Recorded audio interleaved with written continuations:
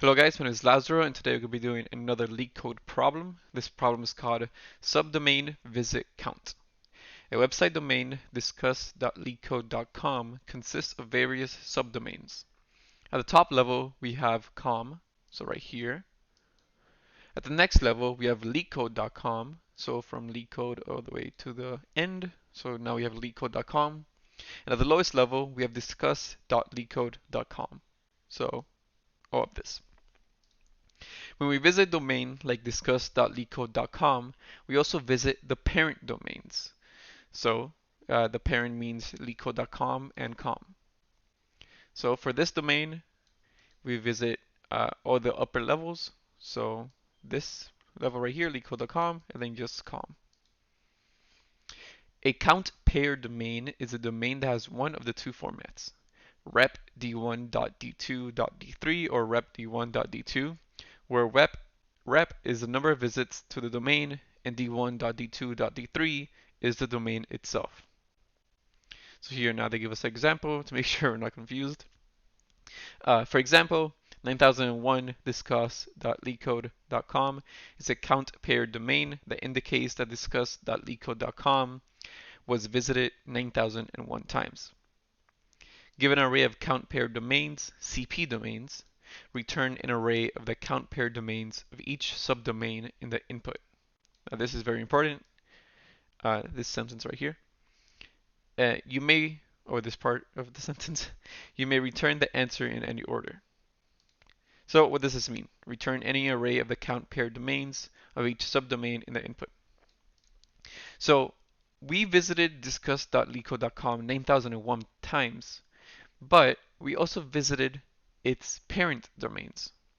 So we visited discuss.leetcode.com 9001 times. We also visited leetcode.com 9001 times. And finally, we visited com 9001 times as well. This is actually shown right here in the first example, where CP domains is an array, as they stated right here, a count paired array, count paired domains array, where it only has one domain or one count paired domain string. Here we're showing that we visited discuss.leetcode.com 9001 times with this string right here inside of the output array. We're also showing that we visited leetcode.com 9001 times with this other string, and finally we visited com 9001 times. So yes, from this first example, we already know what we have to do. We have to go through every single domain inside the CP domains array, which is our input, split it by the periods, and also get the count, and then add this count to this domain. So to discuss.leetcode.com and also leetcode.com and as well com. But it's a little bit more than that, because as you can see in the second example, we might have multiple domains, multiple count paired domains. And here we visited com 900 times. Then the second string, we visited com 50 times. So we have to group those for a total of 950 plus the 1 for this one right here to get a 951 visits to com. So this doesn't really change much. We still want to split it so we get the hits to this site and to get the count paired domains. And then for the count paired domain, split it by the periods, and we know how to build it up. But what this tells us is that we have to use a hash map to keep track of the domain or the subdomain or the parent domain or whatever. And the value is going to be how many times that domain was hit. And that's really the key to solving this question. So let's start programming it out. There's no need to draw how I do in my other videos. So let's just get right into it. Let's call this site visits. Set that equal to a hash map. I'm doing this in Python 3, but feel free to do it in whatever language you wish. Now, for every domain inside the CP domains list, let's get that domain and let's break it up. So we want to split it by a space.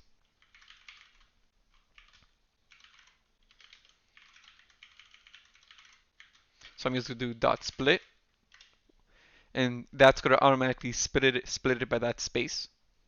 So now we're going to have an array that consists, for example, if domain was equal to that string right there, whoops, then hits and domain will be equal to 901 and then discuss.leetcode.com. So if this was domain, then this hits and domain variable be equal to this array. Now, of course, we want to take hits, and that's going to be the first value inside our array, and we're going to want to turn that into an integer.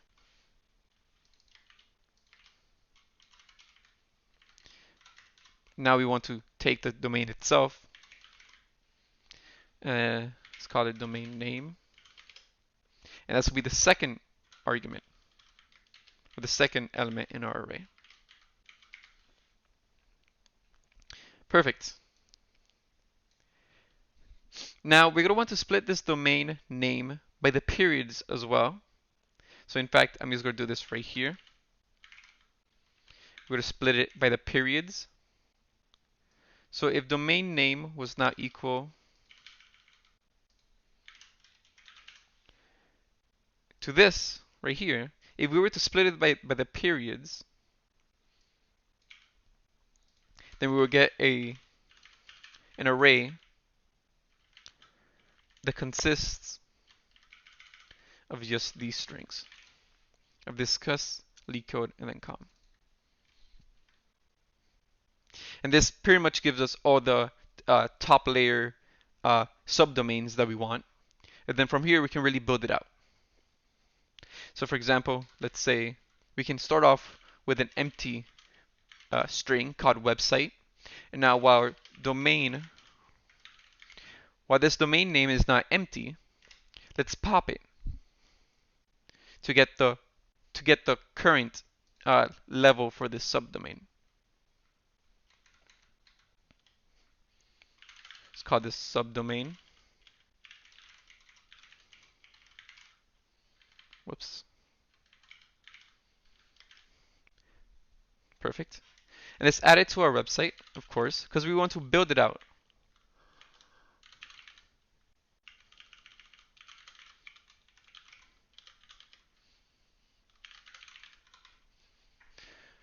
So once we pop the first one, currently website is equal to just an empty string, but once we pop the first one, we'll be getting com, and we want to do com plus our empty string. This would evaluate to just com.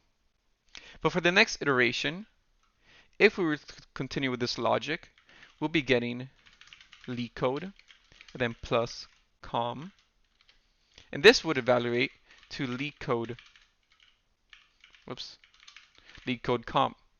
And obviously this is incorrect because we want a period in between them. So we're going to want to add an if statement in the beginning of this while loop. We only want to add the periods when our website string is not empty. Because if we just were to do website is equal to period plus website, then we'll start off with something like this. Then that will be there, and we get com period, and that's just incorrect. So instead, let's add that if, checking that the website is not an empty string. So if website, that's only when website is a string that actually contains some characters. That's the only time we add the period. So now this fixes our issue down here. Instead of just doing LeetCode com, we'll be adding that period because this if would evaluate true, and then we will get LeetCode.com. Now what we want to do with this information is obviously add it to our hash map. So let's get the current frequency of this domain. We can call it count is equal to site visits dot get, and let's get this website, and if it's not in there, let's default to 0. Now let's update it.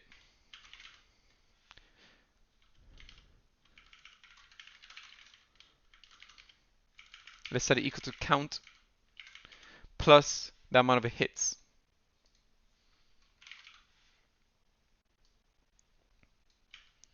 Now let's stop right here and let's print out site visits to visualize how this looks like right now.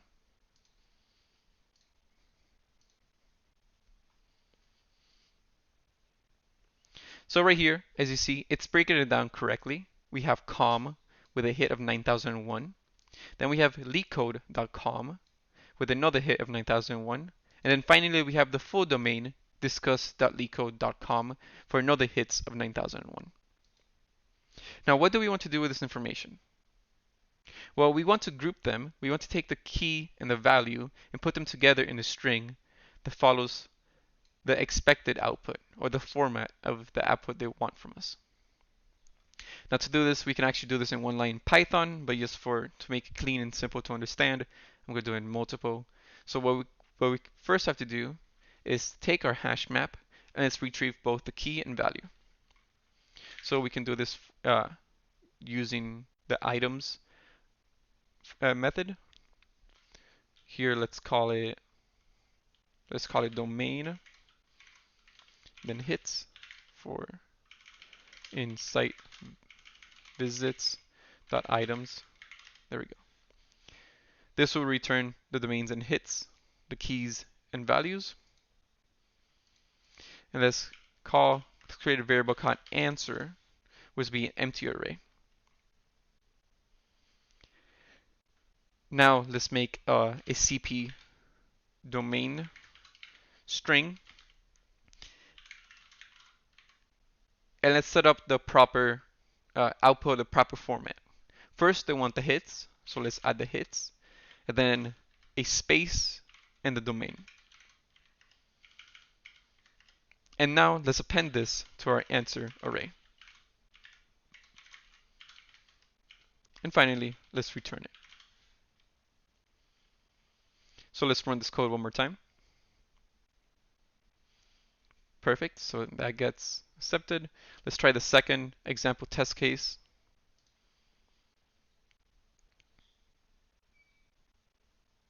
That also gets accepted, and now let's submit. And we got it. Perfect. So hopefully this was I was able to help you guys with this video to fully understand this problem. As you can see, it's not the most difficult problem. You just really have to see how useful a hash table is for these key value pairs and to be incrementing the number of hits for this certain subdomain. And you need to know that you do have to split it. And once you split it, how can you work with it so you can build out the subdomains? For here, for example, we split it by the periods, and then we just popped from the end while adding a period where it was necessary, and then building up the actual domain. So other than that, hopefully this was useful. And in case you guys are curious on the time complexity of this, there's actually a pretty big debate going on about this. Some people say it's big O of n, other people say it's big O of n times d. N is the size of the input, and d is the size of the domain, for example. So for example, right here, because of this while loop right here. For those who say it's big O of n, you can actually see it in this solution right here. They're assuming that the length of CP of I is fixed. So they're assuming that the length of this entry is consistent for all of them. But as you can see, that's not always the case. So that's why some people argue that it's big O of n times d. Either way, you can really go with either one as long as you state your assumptions. I like to say it's big O of d. I would not like to make any assumptions. But depending on how you argue, it's correct. Now the space complexity is big O of n because we are using this hash table, and that could be and that grows depending on our input size. So hopefully you guys enjoyed this video and it helped you. If it did, please leave a like and consider subscribing. Thank you.